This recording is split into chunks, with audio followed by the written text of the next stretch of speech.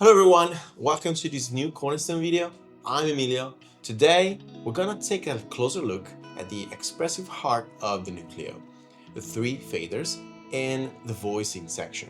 These are the controls that truly shape the sound of the Nucleo and make it so unique. You can think of the faders like the extra topping on a cake or that special sauce that you add on pasta. In other words, it's actually the thing that makes it so special and a little different every time, so it never gets boring. Each control of the Nucleo actually has two layers, a primary function and a secondary function. And you can easily switch between them using the rocker switch, giving you instant access to the primary function or the secondary function, shaping the possibilities without diving into digital screens or menus. So let's start by exploring each fader individually. The mod fader controls the modulation inside the reverb. It doesn't need much of an introduction, but it's important to say that this control, just like the Flux, adds motion and life to the reverb's core tone. What's really interesting is that the modulation actually changes depending on the voicing you're using, normal, vintage, or lo-fi. Each one brings a different modulation flavor, from subtle, clean, chorus-like, to rich and tape-like, and to a deeper and fluttery type of modulation. And so in general, at lower settings, the reverb stays clean and focused, and as you push the fader up, you'll introduce lush movement and dimension. That gentle swirl that make everything come alive. In general, at lower settings, the reverb stays clean and focused, but as you push the fader up in primary mode, you'll introduce more depth of the modulation, and depending on the voicing that you're using, you will hear a different type of modulation and a different flavor.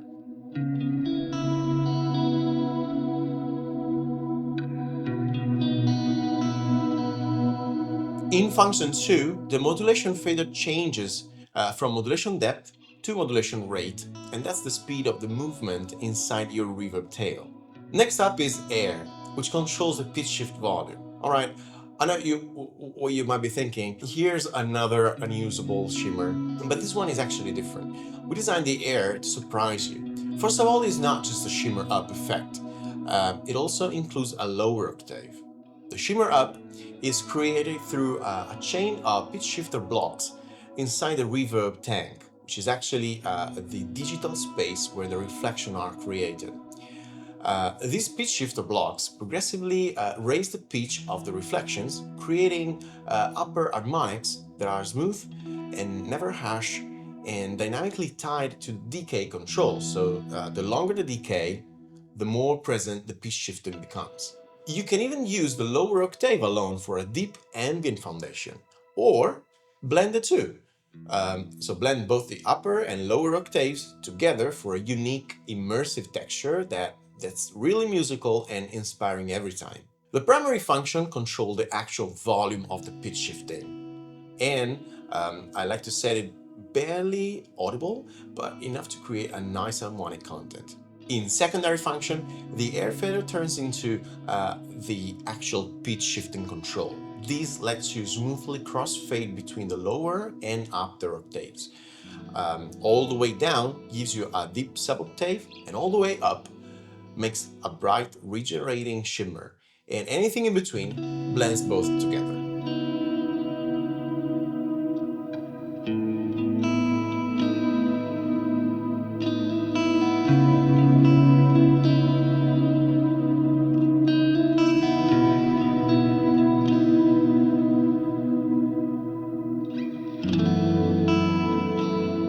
Finally, we have the Flux, which controls the granular layer of the reverb.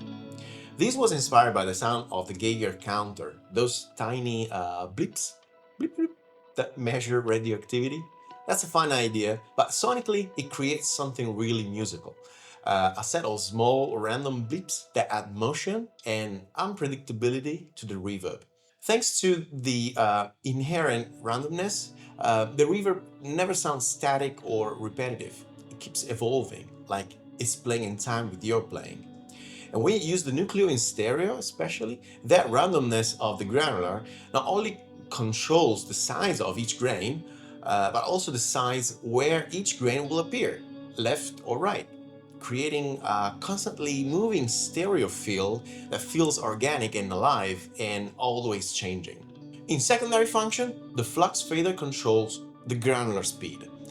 At lower setting, you'll hear a subtle rhythmic pulses and gentle motion. As you push it higher, things get more chaotic and unpredictable and textural, perfect for ambient and exploration of cinematic type of sounds. Now let's move to what we call the reverb character or the voicing section. This is where you shape the tonal identity of both the dry and wet signal.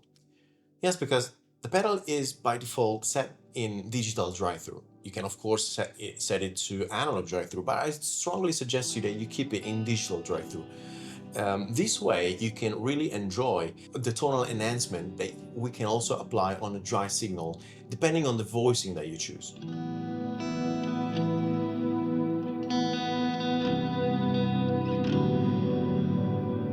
So you can choose between three different characters: normal, vintage, and lo-fi. In normal mode, the dry signal remains completely uncolored, pure and transparent. The reverb has a wide and brilliant frequency response, especially when the tone control is set pretty high.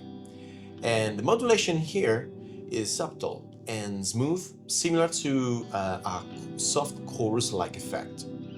Perfect if you want to clarify and you want to have that kind of modern type of tone. In vintage mode, the dry signal gains a gentle tape-like flavor with a slight roll-off in the lows and highs at the same time, and a touch of saturation. The wet reverb becomes a bit darker with reduced low end. You'll also notice stronger modulation here, featuring now both wow and flutter, giving that nostalgic tape style movement. And finally, the lo-fi. Here, the sound becomes even more colored and full of character, I would say. The dry signal is more saturated, mid-focused, and features deeper modulation. The reverb is darker, with asymmetric saturation and intense wow and flutter movement. It's less about precision and more about vibe. Perfect for, I think, dreamy, vintage, degraded atmospheres. So I just hope that this video could give you a little bit of better understanding about the flavors and the thing that you can actually add on top of the reverb, of the basic reverb. Whether you're chasing pristine studio clarity, nostalgic warmth, or completely warm sonic landscapes, the combination of the faders and voicing controls let the Nucleo become an extension of really your creativity. So I encourage you to take your time, explore, and let the sound guide you. I'm Emilio from Cornerstone. Thank you for watching this far, and if you want to ask something or if you want to share your feedback about the Nucleo, feel free to drop a comment down below. I'll make sure I reply to everyone. Thank you again. Stay in touch.